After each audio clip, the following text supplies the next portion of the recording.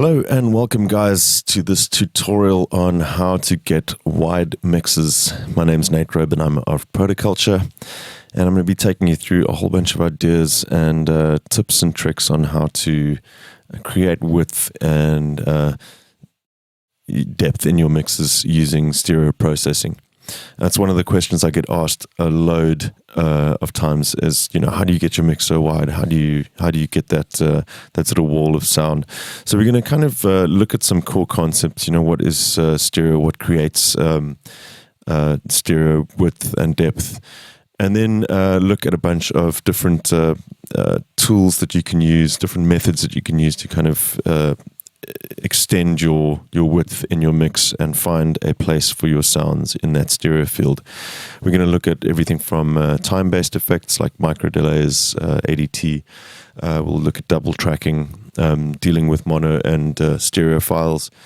Then we'll cover reverbs. We'll take a look at some pitch effects, modulation, how to use motion to extend your width in your tracks as well.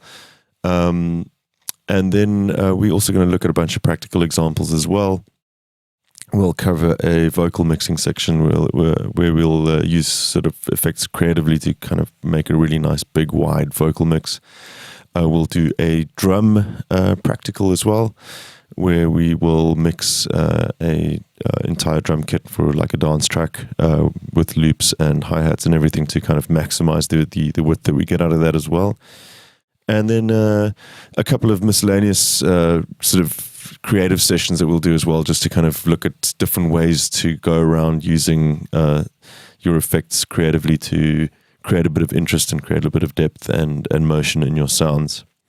And then lastly, we'll just look at the downsides of it as well. I want to just cover how to identify phase problems and how to fix those and avoid issues with mixing wide mixes like this. I will be using a fairly extensive list of third-party plugins for this as well. I always try to showcase as much as possible in these tutorials just so you can kind of see how I actually use them in these situations. For the most part, you'll be able to find alternatives if you don't have what I use. I also do cover quite a few free options as well that are great little tools for accomplishing what we're trying to achieve in this tutorial. And some of these techniques don't require any plugins at all either. Also, if you're a beginner, definitely watch this one. It's a great place to start. There's quite a lot of basic stuff that we cover in the beginning, and for the advanced users, we'll definitely get down to some more nitty-gritty technical stuff towards the end as well.